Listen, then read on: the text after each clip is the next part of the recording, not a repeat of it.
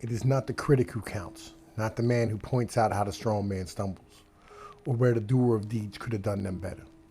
The credit belongs to the man who's actually in the arena, whose face is marred by dust and sweat and blood, who strives valiantly, who errs and comes short again and again, because there is no effort without error and shortcoming, but who does actually strive to do the deeds, who knows great enthusiasms, the great devotions, who spends himself in a worthy cause, who at best knows in the end the triumph of high achievement, and who at worst, if he fails, at least fails while daring greatly.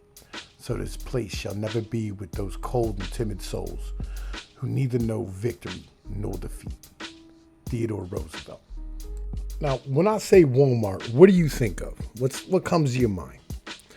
Is it the people of Walmart?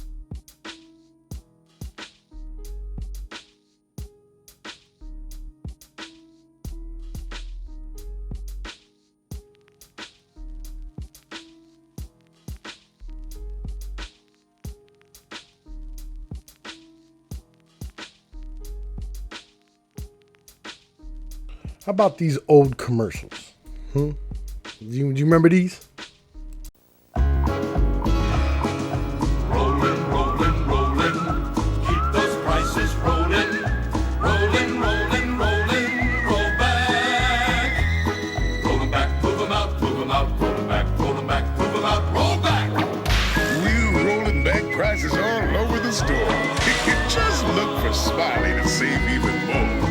Walmart. Move 'em out, roll back. Always low prices. Yeah! Always.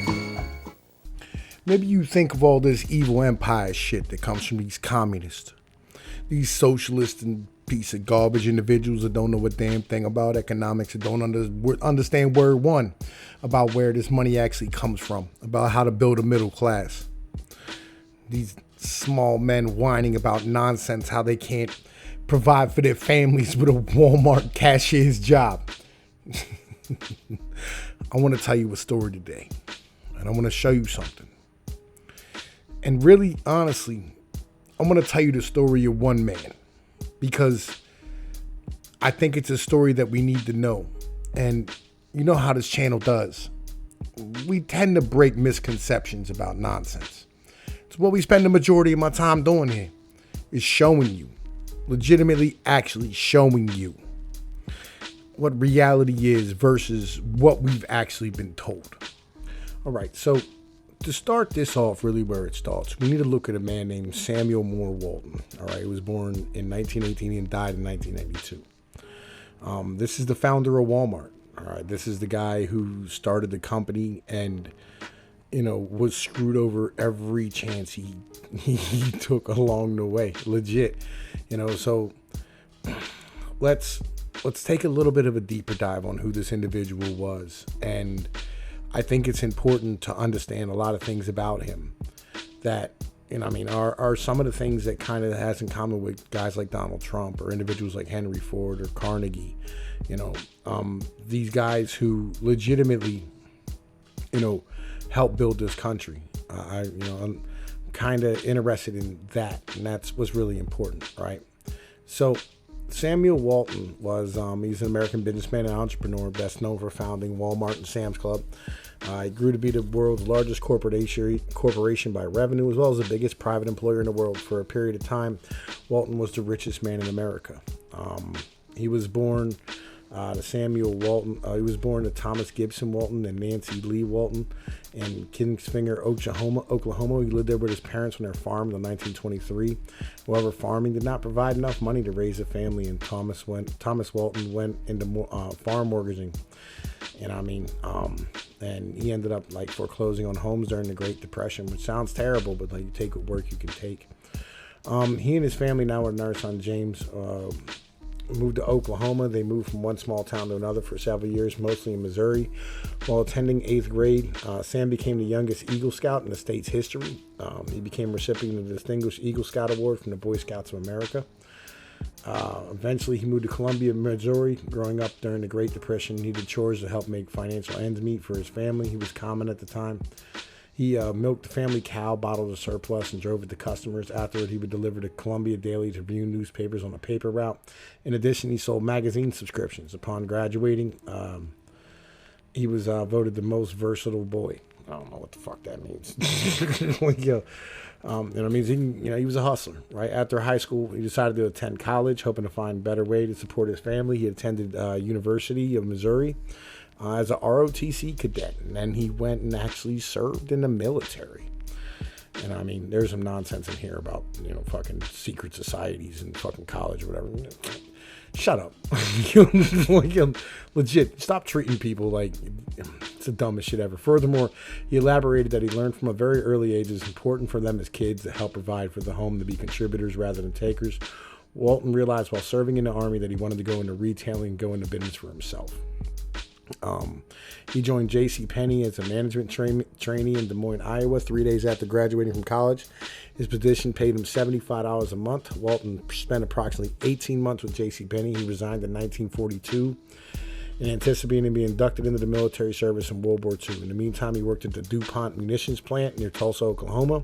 Soon afterwards, Walton joined the military in the U.S. Army Intelligence Corps, supervising security at aircraft plants and prison of war camps. In this position, he served at Fort Douglas in Salt Lake City, Utah.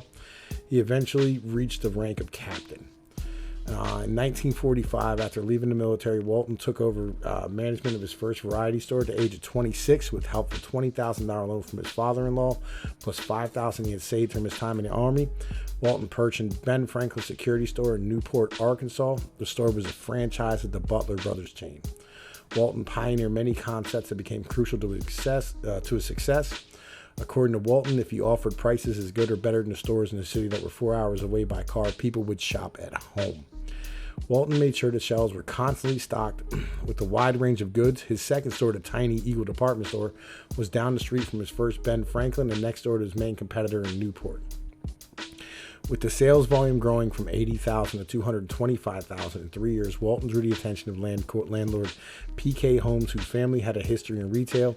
Admiring Sam's great success and desiring to reclaim the store and franchise rights for his son, he refused to renew the lease.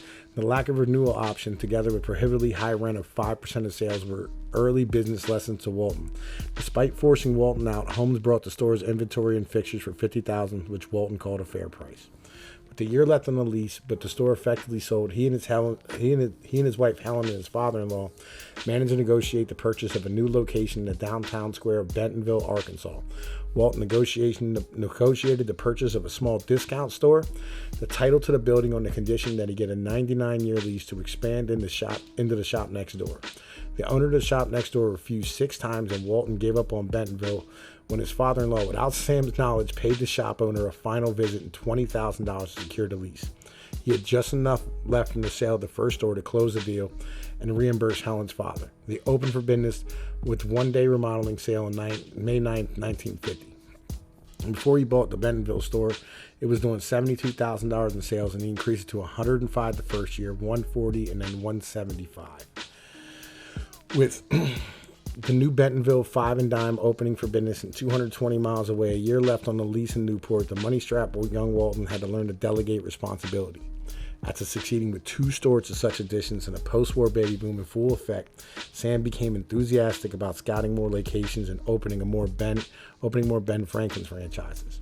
Also, having spent countless hours behind the wheel and with his close brother, Bud Walton, having been a pilot in war, he decided to buy a small second-hand airplane.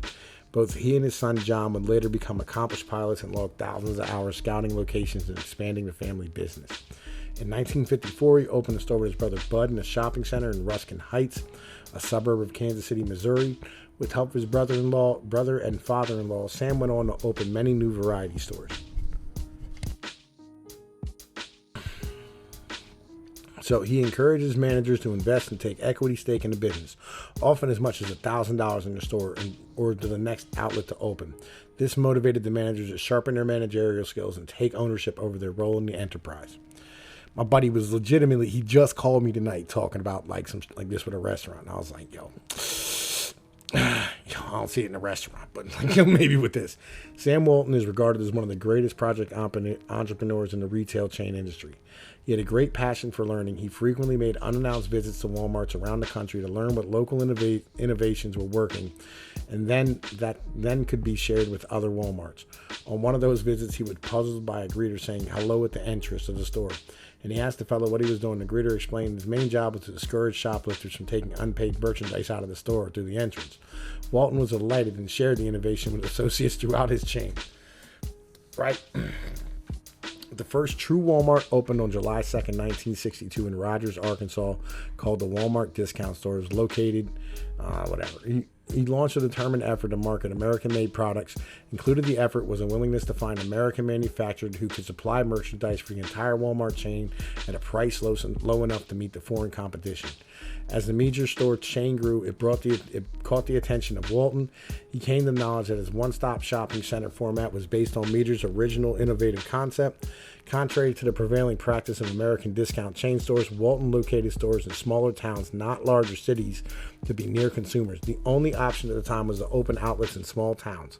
Walton's model offered two advantages. First, existing competition was limited, and secondly, if a store was large enough to control business in a town and surrounding areas, other merchants would be discouraged from entering the market.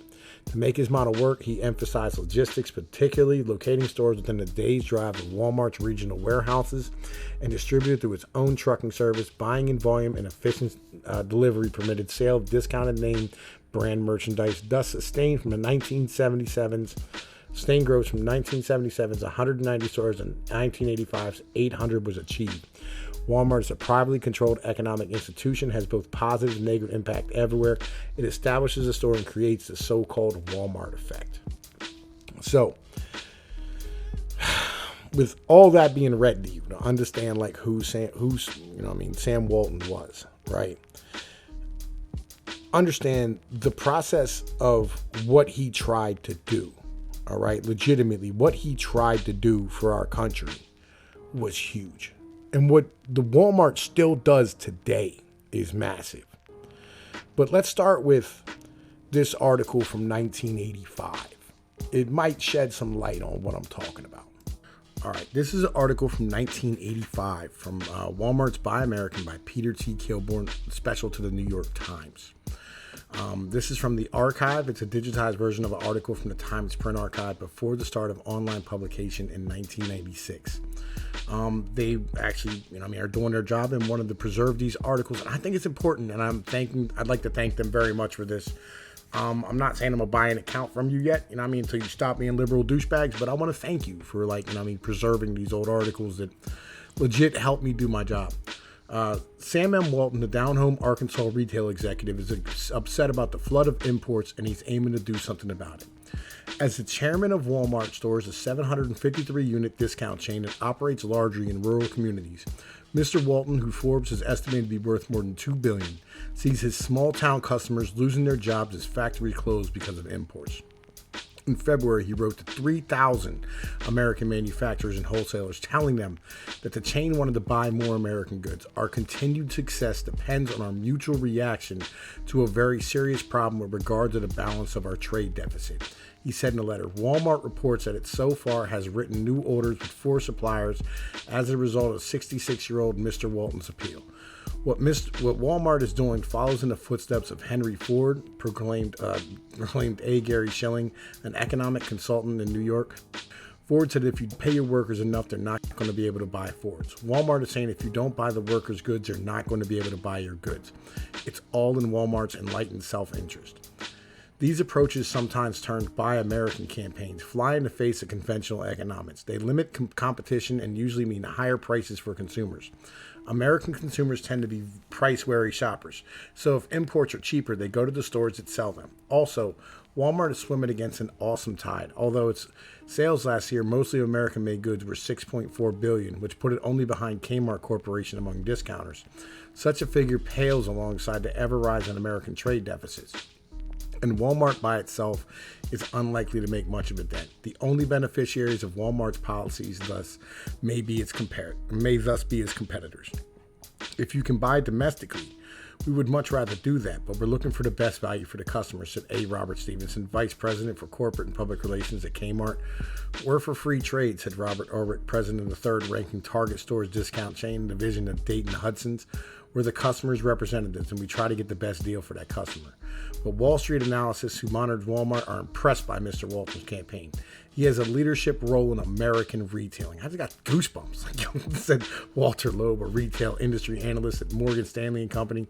He's somebody coming out and saying, hey, we don't have to buy everything from the Far East. I think this is the beginning of a major drive of American retailers to buy American products.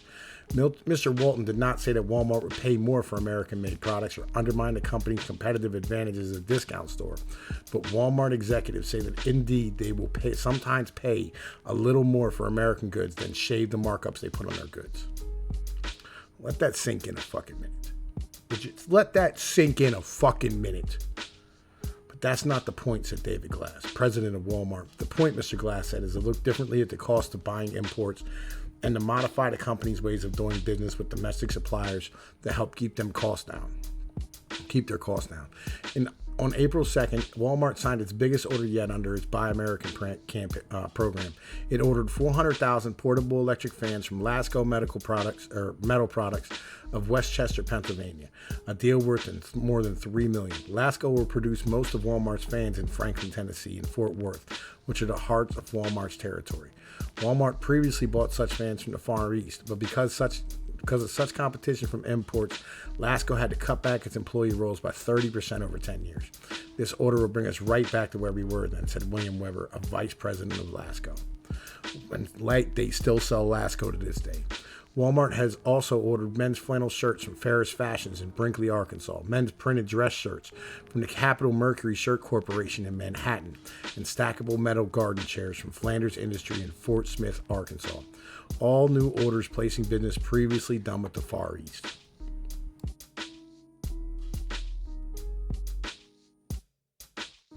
Does this sound like an evil corporation to you? Some evil fucking mastermind? Some terrible dude? Some terrible corporation? Because it never did to me. Like, I've known about this for a long time. A lot of individuals don't. And I wanted individuals to understand what this company was, what it started as, and what its founder was about, and who's his kids are still about, legitimately, right? Because this is not something that stopped. On some real shit. Like, they still have American-made campaigns right now. And even throughout all the years, Walmart still tries. It's still trying. And for that, I can't hate them. I can't call them some corporate monster. I think they're one of the better companies in the United States. I think they're probably the best company in the United States when it comes down to it, legitimately. Right? This is an article from May 7th, 2019, right? It's a guide to America's Walmart's Made in USA campaign. When you shop the aisles of Walmart these days, you will see lots of products sporting new red and blue Made in USA logos. Those labels are part of the Walmart's new initiative to commit $250 billion through 2023 to source and promote products made, grown, and assembled in the USA. Walmart has implemented a ranking system to help shoppers identify how much of a given product is made in the USA. These labels distinctions are available on Walmart's corporate website, but without knowing the relative scale behind the rankings, it can be difficult to discern the different labels when you're busily gathering the items on your shopping list. So we wanted to put together a shopper-friendly guide to Walmart's new identification system for their American-made products and highlight some of the ways you can support American jobs by shopping at Walmart. Note that Made in the USA labeling system only applies to products that carry Walmart's private labels like Mainstays, Equate, Great Value, George, Parents' Choice, etc. National brands are encouraged to visually identify their American-made products on their packaging on their own labels. How does a product get certified Made in the USA by Walmart? Manufacturers must apply for certification on the Jobs and U.S. Manufacturing portal Jump on Walmart's corporate website. The Jump portal is an online tool Walmart set up to support its U.S. manufacturing initiative, where new U.S. manufacturers can get Walmart's eyes on their products, where existing suppliers can register for the program's Made in the USA branding. Walmart's standard for what counts as Made in the USA is the same as the U.S. Federal Trade Commission standard, and that all or virtually all of a given product must be made on U.S. soil. Products that are mostly more than 60% manufacturing the U.S. or in the U.S. or assembled in the U.S. can use Made in the USA labels with additional qualifiers. In other words, many of the products in Walmart sporting the Made in USA logo will have subtext underneath identifying what percentage of the product was made in America. This is entirely too fucking complicated for the average person. Right? I mean, this is easy, right? But then if no, will that substantial transformation take place? If yes, more than 60%, right? Wait, fucking, yes, bow, gets it. No, significant part. Yes, it gets one of these. No logo cannot be used. Wait, maybe, there's a way down. Like, it's a fucking maze. It's retarded. Right, legit. But again, Walmart's still trying, right? They're still trying. They're trying to help us. They're trying to help us. And for that, they should be applauded. So, I don't know if I change any of your minds about anything. Legitimately, I don't. But when you sit here and you look at it and you think about what's important to you, what's important to you as a person, as a citizen of this nation, as a worker, as a man, what's important to you? If having a good community, having a place to work, having a place for your friends and your family, you know what I'm saying, who aren't so educated, aren't so lucky as you, maybe we should think about how we look at these companies, and maybe we should start applauding some of them who are actually helping us. Because places like Target, places like Kmart told us to go fuck ourselves. Well, Sam Walton and Walmart stood beside us. And I think that's important. I think that's important to remember. So what are the other knocks on Walmart? That they don't pay their employees enough? I'm pretty sure that's the other one, right?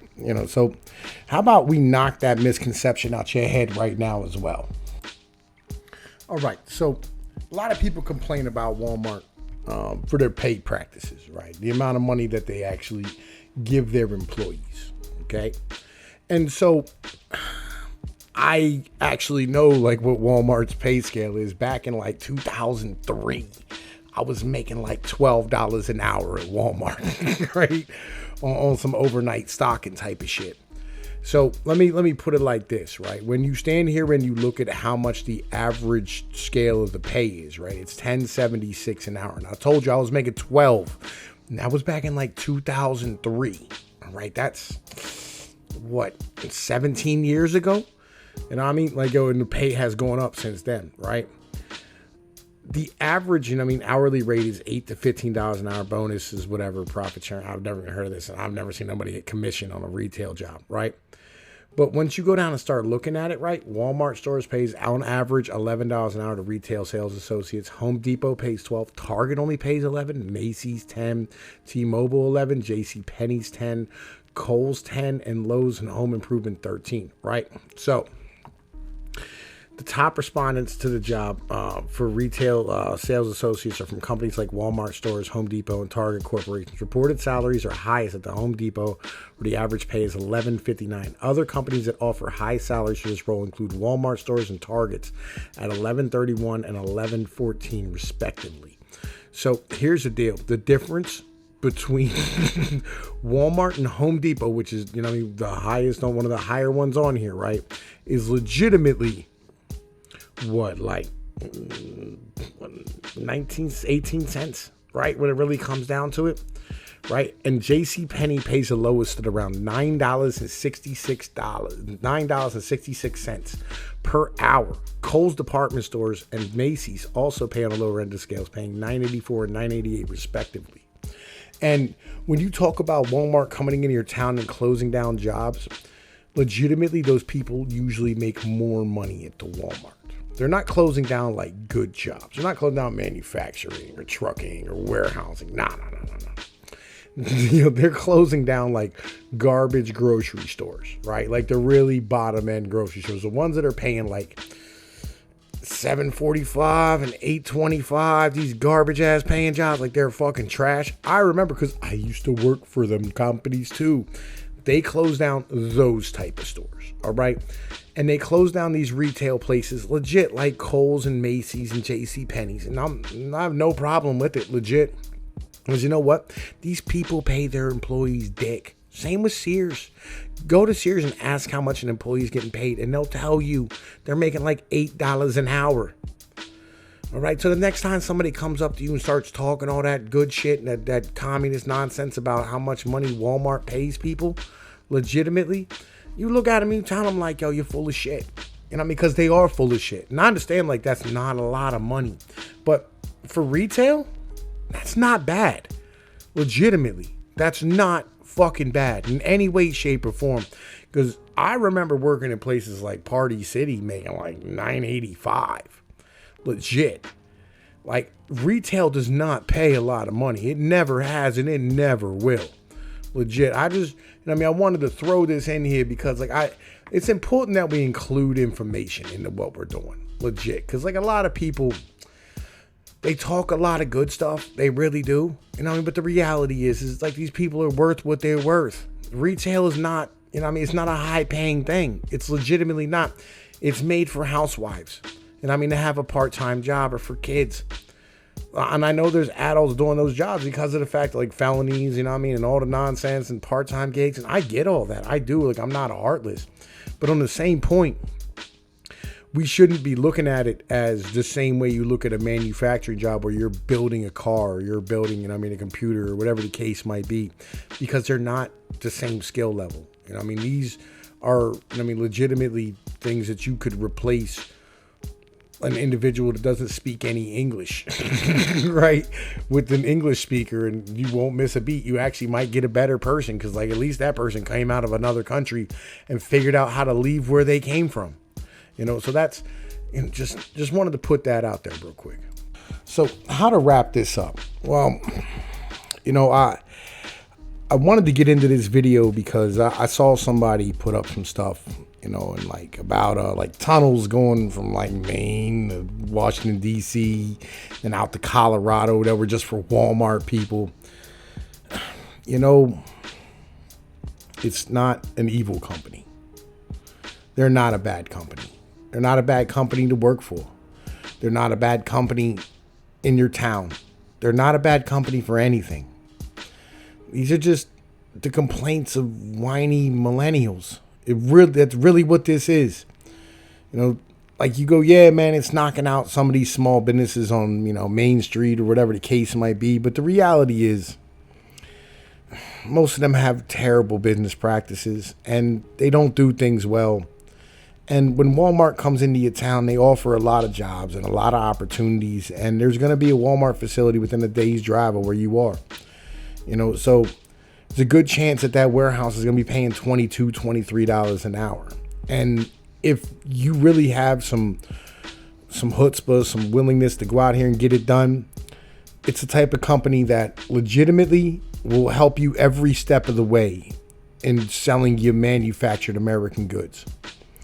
And I think that's much more important than maintaining some BS little small retailers in your town when it really comes down to it.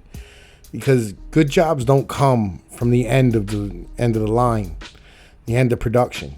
Good jobs come down to the beginning of production. It's in the mining, it's in the manufacturing, it's in the welding, it's in the industrial. It's not in the sales. The sales end of it was never the good part. So when it comes down to it, is Walmart a bad company? No. And there's even more stuff to put in here, but this video is getting ridiculously long, and I didn't want to make it this long when it really came down to it. So, man, the situation. I'm Tom Pease with Pnoid News. And holla at your boy. Peace.